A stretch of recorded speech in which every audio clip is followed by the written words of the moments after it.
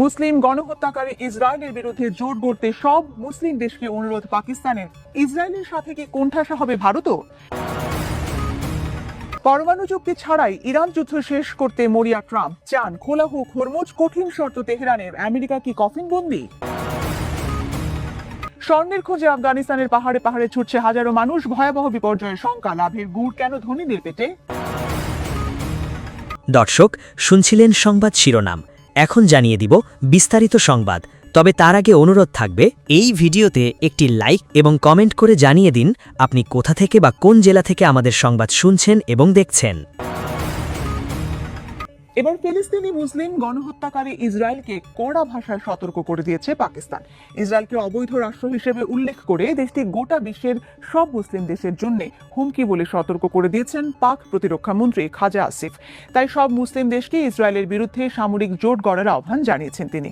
Pakistan, Saudi আরব ও তুরস্কের সাম্প্রতিক মক্কা চুক্তির পরই এই হুঁশিয়ারি দিলেন তিনি। আমেরিকার পাশাপাশি ইসরায়েল আর ভারতও কি কোণঠাসা হচ্ছে এই অঞ্চলে? কোন অপরাধে হুমকির মুখে ভারতও? ঐতিহাসিক মক্কা চুক্তির পর বিশ্বের সকল মুসলিম দেশকে এক সামরিক ছাতার নিচে আসার আহ্বান জানিয়েছেন পাকিস্তানের প্রতিরক্ষা মন্ত্রী খাজা আসিফ। সম্প্রতি তিনি সাফ জানিয়েছেন, মুসলিম বিশ্বের নিরাপত্তার জন্য ইসরায়েল অন্যতম প্রধান হুমকি। ইরানের পর এই প্রথম পরমাণু ক্ষমতাধর কোন সামরিক পরাশক্তি তেল আবিবের বিরুদ্ধে কঠোর অবস্থানের ডাক দিল। পাক প্রতিরক্ষা মন্ত্রীর হুঙ্কার কেবল ইসরায়েল নয়, চিরশত্রু ভারতের বিরুদ্ধেও। এখন প্রশ্ন হল, আঞ্চলিক সংঘাতে সৌদির উপর ইরানি হামলা ঠেকাতে কি মাঠে নামবে পাকিস্তান ও তুরস্ক? মক্কা চুক্তি সত্যিকার অর্থে বাস্তবায়িত হলে চরমভাবে কোণঠাসা হবে ইসরায়েল, আর সেই ধাক্কায় মধ্যপ্রাচ্যে নড়বড়ে হয়ে পড়বে আমেরিকার প্রভাব। প্রাথমিকভাবে মক্কা চুক্তি মূলত একটি সামরিক সমঝোতা, তবে একে সরাসরি আক্রমণাত্মক জোট বলতে নারাজ পাকিস্তান, সৌদি আরব ও তুরস্ক। ত্রিদেশীয় চুক্তিটি সইয়ের পরপরই বিশ্ব রাজনীতিতে শুরু হয়েছে বহুমুখী হিসাব নিকাশ। ফিলিস্তিন সমস্যার স্থায়ী সমাধান না হওয়া পর্যন্ত মুসলিম বিশ্বকে দীর্ঘমেয়াদী ঐক্যের পথে হাঁটার আহ্বান জানিয়েছেন খাজা আসিফ। শীর্ষ কূটনীতিকেরা এই সমঝোতাকে কেবলই আত্মরক্ষামূলক পদক্ষেপ হিসেবে তুলে ধরলেও ক্ষমতার কৌশলে এটি বড়সড় বার্তা। ইসরায়েল রাষ্ট্র প্রতিষ্ঠা এবং ফিলিস্তিন ভূখণ্ড দখলকে কেন্দ্র করে মধ্যপ্রাচ্যে যে সংকট ঘনীভূত হয়েছিল, সাম্প্রতিক ইরান, আমেরিকা ও ইসরায়েলের মুখোমুখি অবস্থান তা আরও উস্কে দিয়েছে। সৌদি, পাকিস্তান ও তুরস্কের নতুন জোট আঞ্চলিক ভূরাজনীতিকে দাঁড় করাচ্ছে এক নতুন পরীক্ষার মুখে। একদিকে ভারত, ইসরায়েল, মার্কিন অক্ষ, অন্যদিকে পাকিস্তান, সৌদি, তুরস্ক প্রতিরক্ষা সমীকরণ। এমন টানাপোড়েনে ওলটপালট হয়ে যাচ্ছে মধ্যপ্রাচ্যের ক্ষমতার পুরনো ভারসাম্য। দীর্ঘদিন আমেরিকার নিরাপত্তা বলয়ে থাকা সৌদি আরব একদিকে যেমন পাকিস্তানের পারমাণবিক ও সামরিক শক্তি এবং তুরস্কের ড্রোন প্রযুক্তিকে পাশে টানছে, অন্যদিকে কমাচ্ছে মার্কিন নির্ভরতা। তবে মধ্যপ্রাচ্যে পশ্চিমা পরাশক্তির পূর্ণ পতন ঘটলে যে রাজনৈতিক শূন্যতা তৈরি হবে, তাতে মার্কিন সমর্থিত রিয়াদের অভ্যন্তরীণ শাসন কাঠামো ঝুঁকিতে পড়তে পারে। ফলে নতুন এই মেরুকরণে মধ্যপ্রাচ্য কোন দিকে মোড় নেবে তা নির্ভর করছে রিয়াদ ও ওয়াশিংটনের আগামীর কূটনৈতিক রসায়নের উপর। আন্তর্জাতিক আইন মেনে তৈরি হওয়া মক্কা চুক্তির মূল কথা, জোটভুক্ত যে কোনো একটি দেশের উপর হামলা হলে তা পুরো জোটের উপর আক্রমণ বলে গণ্য করা হবে। এটি প্রকাশ্যে আক্রমণাত্মক কোনো পদক্ষেপ না হলেও মধ্যপ্রাচ্যের আঞ্চলিক স্থিতিশীলতা ও সামরিক ভারসাম্য রক্ষায় সবচেয়ে বড় ধাক্কা হতে যাচ্ছে, তাতে কোনো সন্দেহ নেই বিশ্লেষকদের। শেষ পর্যন্ত পরমাণু চুক্তি ছাড়াই ইরানের সাথে যুদ্ধ শেষ করতে মরিয়া হয়ে উঠেছেন আমেরিকার প্রেসিডেন্ট ডোনাল্ড ট্রাম্প। মান সম্মান ভুলে যে কোনো উপায়ে ইরানকে আলোচনার টেবিলে এনে হরমুজ খুলতে চান তিনি, কিন্তু এত সহজে ছাড়তে নারাজ ইরান। আমেরিকাকে অসৎ দালাল বলে কটাক্ষ করে দিয়েছে কঠিন শর্ত। হরমুজ প্রণালীতে অধিকার আরও পাকাপোক্ত না করা পর্যন্ত ইরান কি খুলবে জলপথটি? এবার কি মধ্যপ্রাচ্যে থেকে কফিনবন্দি হয়ে দেশে ফিরবে আমেরিকার প্রভাব আর আধিপত্য? আমেরিকা আর ইসরায়েলের চাপিয়ে দেওয়া যুদ্ধ মোকাবেলার 5 মাস পেরিয়ে 6ষ্ঠ মাসে ইরানের কৌশল আর মনোবল মোটেই আগের অবস্থায় নেই। দীর্ঘ সহিংসতায় দুর্বল হওয়া তো দূরের কথা, ধারাবাহিক প্রতিকূল পরিস্থিতি মোকাবেলা করে তেহরানের আত্মবিশ্বাস যেমন বেড়েছে, তেমনি বেড়েছে ওয়াশিংটনের চোখ রাঙানি পরোয়া না করার অদম্য সাহস। অন্তত গত কয়েক সপ্তাহে বিশ্ব পরিমণ্ডলে সেই চিত্রই তুলে ধরছে তেহরান। পরিস্থিতি এমন যে উল্টো ওয়াশিংটনে খাচ্ছে নাকানি চুবানি। ইরানের সাথে সমঝোতা আলোচনা হচ্ছে এমন একতরফা দাবি নিয়মিত ভিত্তিহীন প্রমাণিত হয়। এবার সুর পাল্টেছেন মার্কিন প্রেসিডেন্ট ডোনাল্ড ট্রাম্প। এবার কি নতুন কিছু করতে যাচ্ছেন তিনি? হরমুজ প্রণালীতে অধিকার আরো পাকাপোক্ত করতে ইরানের চলমান প্রক্রিয়া কি বাধাগ্রস্ত হবে এতে?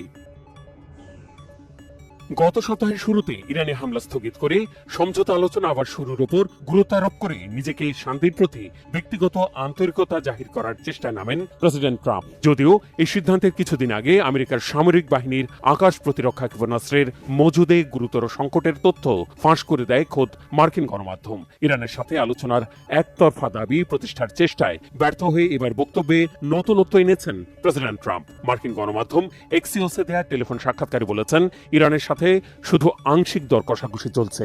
তিনি দাবি করেন, যুদ্ধের কারণে অর্থ সংকটে বেকায়দায় আছে ইরান। হরমুজ নিয়ে তেহরান যত যাই করুক সব ঠিক হয়ে যাবে বলেও আশাবাদী মার্কিন প্রেসিডেন্ট। গত 2-3 বছরের ঘটনাবলীর পরিপ্রেক্ষিতে আঞ্চলিক দেশগুলো উপলব্ধি করেছে যে নিরাপত্তা এমন কোনো পণ্য নয় যা অসৎ দালালদের কাছ থেকে কেনা যায়। ভূরাজনীতি আর ইতিহাস পর্যালোচনার ভিত্তিতে শত্রুদের চিহ্নিত করতে পারায় সম্মিলিত চেষ্টার মাধ্যমে এই অঞ্চলে জায়নবাদী শক্তি আর তাদের মিত্রদের সৃষ্ট অস্থিতিশীলতা ও পরিস্থিতির অপব্যবহার প্রতিরোধ করা সম্ভব। ট্রাম্প যাই বলুন না কেন, তা যে আর আমলে নিচ্ছে না তেহরান, এটি ইসমাইল বাঘাইয়ের এমন বক্তব্যে একেবারে স্পষ্ট। হরমুজ প্রণালীতে ইরানের পাকাপোক্ত দখলদারিত্ব নিয়ে নির্ভর বাঘাই আরও জানিয়েছেন, সৌদি আরব, তুরস্ক, পাকিস্তানের মধ্যে সদ্য সই হওয়া প্রতিরক্ষা সহযোগিতা চুক্তি নিয়ে মোটেই চিন্তিত নয় তেহরান, বরং বহিরাগত যুক্তরাষ্ট্রের উপর নির্ভর করার পরিবর্তে এই অঞ্চলের দেশগুলোর পারস্পরিক সম্পর্ককে স্বাগত জানিয়েছেন তিনি। এদিকে যুক্তরাষ্ট্রের সাথে অস্বস্তিকর টানাপোড়েন চলা অবস্থায় সর্বোচ্চ জাতীয় নিরাপত্তা কমিটির গুরুত্বপূর্ণ পদে রদবদল করেছে ইরান। এর সেকেন্ড ইন কমান্ডের দায়িত্ব পেয়েছেন ইরানের বিপ্লবী গার্ড আইআরজিসির কমান্ডার মোহসেন রেজাই। এখন থেকে ইরানের নিরাপত্তা আর বিদেশ নীতির বিষয়টি দেখভাল করবেন তিনি। শান্তির উদ্দেশ্যে আলোচনার টেবিলে ফেরার প্রশ্নে ওয়াশিংটন তেহরানের এই ইঁদুর বেড়াল খেলার মধ্যেই তলে তলে রণসজ্জা পাকাপোক্ত করার খবর দিয়েছে যুক্তরাষ্ট্রের সশস্ত্র বাহিনীর সেন্ট্রাল কমান্ড সেন্টকম। জানানো হয়েছে, মধ্যপ্রাচ্যে আমেরিকার সামরিক মিশনে সহায়তা দিতে 20টির বেশি যুদ্ধজাহাজ ওই অঞ্চলে মোতায়েন করা হয়েছে, যা কমপক্ষে 55টি বাণিজ্যিক জাহাজকে অস্থিতিশীল হরমুজ প্রণালী পার করতে সাহায্য করেছে।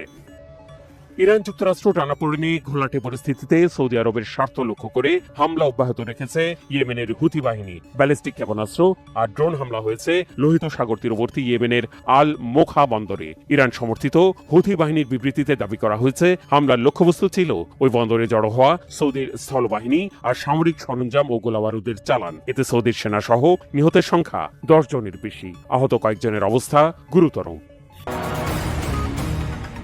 ফিলিস্তিনের গাজা ভূখণ্ড নিয়ে মার্কিন প্রেসিডেন্ট ডোনাল্ড ট্রাম্পের শান্তি পরিকল্পনা প্রত্যাখ্যান করেছেন ইসরায়েলের প্রধানমন্ত্রী বেনিয়ামিন নেতানিয়াহু। বলেন, হামাস যতক্ষণ পর্যন্ত তাদের সব অস্ত্র সমর্পণ না করবে ততক্ষণ পর্যন্ত গাজার দখলকৃত অংশ থেকে ইসরায়েলি সেনাদের প্রত্যাহার করা হবে না। নেতানিয়াহুর এই সরাসরি প্রত্যাখ্যানে ট্রাম্পের মধ্যপ্রাচ্য শান্তি প্রচেষ্টা বড় ধরনের ধাক্কা খেল। আরও একবার থমকে গেল মধ্যপ্রাচ্যে সংকটের মেঘ কাটার সম্ভাবনা। গাজার ক্ষতবিক্ষত জনপদে শান্তি ও স্থিতিশীলতা ফিরিয়ে আনতে মার্কিন প্রেসিডেন্ট ডোনাল্ড ট্রাম্প যে 15 দফার এক মহাপরিকল্পনার প্রস্তাব করেছিলেন তা শুরুতেই মুখ থুবড়ে পড়ল। গাজায় শান্তি প্রতিষ্ঠার পরবর্তী ধাপে যাওয়ার জন্য যুক্তরাষ্ট্রের সর্বশেষ প্রস্তাব প্রত্যাখ্যান করেছে ইসরায়েল। দীর্ঘদিনের মিত্রের দেওয়া ফর্মুলাকে এভাবে নাকচ করে দিয়ে ইসরায়েল স্পষ্ট বুঝিয়ে দিল, গাজার ভাগ্যলিপি অন্য কারো কলমে লেখার সুযোগ তারা দেবে না। 9 আগস্ট মন্ত্রিসভার বৈঠকে ইসরায়েলের প্রধানমন্ত্রী বেনিয়ামিন নেতানিয়াহু বলেন, ইসরায়েল গাজা বোর্ড অব পিসের 15 দফা প্রস্তাব প্রত্যাখ্যান করছে। হামাস যতক্ষণ পর্যন্ত সত্যিকার অর্থে অস্ত্র সমর্পণ না করবে, আমাদের সেনারা সেখান থেকে সরবে না এবং আমরা আমাদের সেনা ও জনগণের ওপর হুমকি প্রতিহত করে যাব।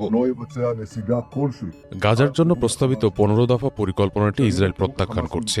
হামাস এবং তাদের অস্ত্রশস্ত্র পুরোপুরি ধ্বংস না করা পর্যন্ত ইসরায়েলি প্রতিরক্ষা বাহিনী সেখান থেকে কোনোভাবেই পিছু হটবে না। আমরা কাগজে কলমে বা লোক দেখানো ধ্বংসের কথা বলছি না, সত্যিকার অর্থেই পুরোপুরি নাম নিশানা মুছে দেওয়ার কথা বলছি। এই বিষয়টি নিয়ে আমরা এখন আমেরিকার সাথে কথা বলছি। তাদের কিছু প্রস্তাব রয়েছে যার তার মধ্যে কিছু আমাদের কাছে গ্রহণযোগ্য আর কিছু একেবারেই অগ্রহণযোগ্য। ইসরায়েলের নাগরিকদের নিরাপত্তা নিয়ে কোনো রকম আপোষ বা দর কষাকষি হতে পারে না। যতদিন আমি প্রধানমন্ত্রী থাকব ততদিন কোনো ফিলিস্তিনি রাষ্ট্র প্রতিষ্ঠিত হবে না। গত বছরের অক্টোবরে যুক্তরাষ্ট্রের নেতৃত্বে ঘোষিত যুদ্ধবিরতির সর্বশেষ ধাপ হিসেবে ট্রাম্পের সমর্থিত পরিকল্পনাটি সামনে এসেছিল। এর ফলে গাজায় ইসরায়েলি হামলা কমলেও পুরোপুরি বন্ধ হয়নি। পরিকল্পনা অনুযায়ী হামাস নিরস্ত্র হওয়ার সঙ্গে সঙ্গে ইসরায়েলও ধীরে ধীরে গাজা থেকে সেনা প্রত্যাহার শুরু করবে। ডোনাল্ড ট্রাম্প এবং নেতানিয়াহুর মধ্যকার সম্পর্ক দিন দিন আরও অবনতির দিকে যাচ্ছে। চলতি বছরের শুরুর দিকে দুজনের মধ্যে অত্যন্ত উত্তপ্ত একটি ফোন আলাপ হয়েছিল, যেখানে প্রেসিডেন্ট ট্রাম্প ইসরায়েলি প্রধানমন্ত্রীকে অত্যন্ত কড়া ভাষায় তিরস্কার করেছিলেন। ট্রাম্প এমন একজন প্রেসিডেন্ট যিনি বিশ্বমঞ্চে নিজের অবমূল্যায়ন বা অসম্মান কোনোভাবেই সহ্য করেন না। ফলে নেতানিয়াহুর জন্য এটি অত্যন্ত বিপজ্জনক একটি পদক্ষেপ। 10 আগস্ট এ নিয়ে একটি প্রতিবেদন প্রকাশ করে মার্কিন সংবাদ মাধ্যম CNN, যেখানে বলা হয় নেতানিয়াহু এই সিদ্ধান্ত শুধু আন্তর্জাতিক চাপের কারণে নেননি, তার দেশের ভেতরে ডানপন্থী রাজনৈতিক মিত্রদের ধরে রাখার জন্য নিয়েছেন। নেতানিয়াহু যদি ট্রাম্পের প্রস্তাব মেনে নিতেন তবে ইসরায়েলে তার নিজস্ব জোট সরকার ভেঙে পড়ার ঝুঁকিতে পড়ত। বিশ্লেষকরা বলছেন নেতানিয়াহুর এই সরাসরি প্রত্যাখ্যানে ট্রাম্পের মধ্যপ্রাচ্য শান্তির প্রচেষ্টা বড় ধরনের ধাক্কা খেল। হোয়াইট হাউস এই বিষয়ে সরাসরি মন্তব্য না করে বিষয়টি তাদের বোর্ড অফ পিসের উপর ছেড়ে দিয়েছে। চুক্তি হোক বা না হোক, নেতানিয়াহু সামরিক অভিযান চালিয়ে যাওয়ার ঘোষণা দেওয়ায় গাজা সংকটের সমাধান আরও জটিল ও দীর্ঘমেয়াদী রূপ নিল। স্বর্ণের খোঁজে দল বেঁধে আফগানিস্তানের পাহাড়ে পাহাড়ে ছুটছে হাজারো মানুষ। দেশটির বাদাখশান অঞ্চলে চলছে স্বর্ণ উত্তোলনের ব্যাপক হিড়িক। দিনরাত পাহাড় নদী কেটে চলছে খনন কাজ। বেকারত্বে জর্জরিত দেশটির বিভিন্ন প্রান্ত থেকে স্বর্ণ পাওয়ার লোভে দলে দলে ছুটছে আফগানরা। কিন্তু এতে কি লাভের চেয়ে ক্ষতি হচ্ছে বেশি? ভয়াবহ বিপর্যয়ের সংখ্যা কেন? আর স্থানীয়দের সর্বশান্ত করে ধনীরা কিভাবে লুটে নিচ্ছে স্বর্ণের মুনাফা? আফগানিস্তানের উত্তর পূর্বাঞ্চলীয় বাদাখশান প্রদেশে চলছে স্বর্ণ উত্তোলনের ব্যাপক হিড়িক। যে পাহাড় ও উপত্যকায় একসময় গবাদি পশু চড়ত, নদীর পানি ব্যবহার করে চলত কৃষিকাজ, সেখানেই এখন দিন রাত গর্জে উঠছে এক্সক্যাভেটর। পাহাড় কেটে নদীর তীর খুঁড়ে বিশাল এলাকা জুড়ে মাটি সরিয়ে খোঁজা হচ্ছে স্বর্ণ।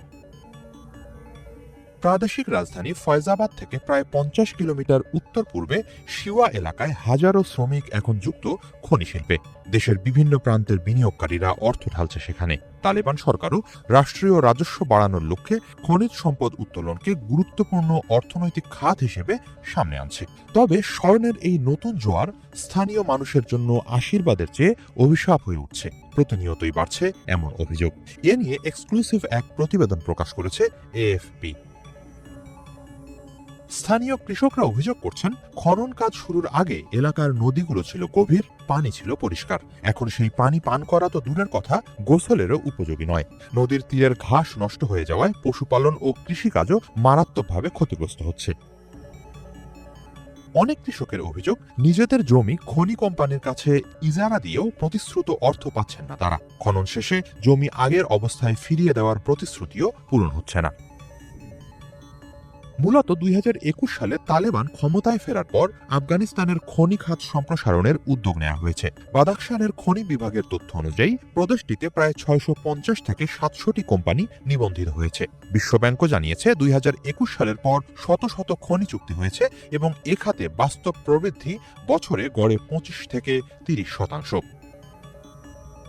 দেশের ভয়াবহ বেকারত্ব এই খনিগুলোতে টেনে আনছে শ্রমিকদের। কাবুল ও জালালাবাদ সহ বিভিন্ন অঞ্চল থেকে মানুষ বাদাখশানে ছুটছে কাজের আশায়। কেউ ট্রাকে মাটি বোঝাই করছে, কেউ এক্সক্যাভেটর নিয়ে পাড়ি দিচ্ছে শত শত কিলোমিটার। খনি কর্তৃপক্ষের হিসাব অনুসারে গত বছর বাদাখশান থেকে সরকার 112 কেজি স্বর্ণ সংগ্রহ করেছে। AFPর সঙ্গে কথা বলা খনি শ্রমিকদের মতে প্রতি গ্রাম স্বর্ণের বিক্রয় মূল্য ছিল $118 মতো। খনি কোম্পানিগুলোকে প্রতি হেক্টর জমির জন্য মাসে 20 গ্রাম স্বর্ণ অথবা সমপরিমাণ অর্থ কর হিসেবে দিতে হয়। তবে এই অর্থনৈতিক কর্মকাণ্ডের চরম মাশুল দিচ্ছে পরিবেশ ও স্থানীয় জনপদ। অতিরিক্ত খনন ও ভূমিক্ষয়ের কারণে বন্যার পানি, কাদা ও ধ্বংসাবশেষে কোথাও কোথাও সেতু, দোকান ও স্কুল পর্যন্ত চাপা পড়েছে। ক্ষয়ক্ষতির অভিযোগে এরই মাঝে প্রায় 225টি খনি বন্ধের নির্দেশ দিয়েছে কর্তৃপক্ষ। স্থানীয় পশুপালকদের অভিযোগ স্বর্ণ উত্তোলনের সুফল তারা পাচ্ছেন না। তাদের মতে বাদাখশানের পাহাড় থেকে যে স্বর্ণ বের হচ্ছে তার প্রকৃত লাভ যাচ্ছে প্রভাবশালী বিনিয়োগকারী ও ক্ষমতাবানদের হাতে। যদিও প্রাদেশিক খনি বিভাগের প্রধান প্রতিশ্রুতি দিয়েছেন যে কোনো ধরনের দুর্নীতির বিরুদ্ধে ব্যবস্থা নেবেন এবং বাদাখশানের খনিজ সম্পদ জনগণের কল্যাণে ব্যবহার নিশ্চিত করবেন, কিন্তু বাস্তবে তার প্রতিফলন দেখা যাচ্ছে না। সব মিলিয়ে আফগানিস্তানের এই গোল্ড রাশ এখন এক জটিল বাস্তবতা। একদিকে কর্মসংস্থান ও রাজস্বের সম্ভাবনা, অন্যদিকে নদী, কৃষিজমি, চারণভূমি এবং মানুষের জীবন জীবিকার ওপর ক্রমবর্ধমান চাপ। এই ছিল আজকের মতো, সাথে থাকায় ধন্যবাদ।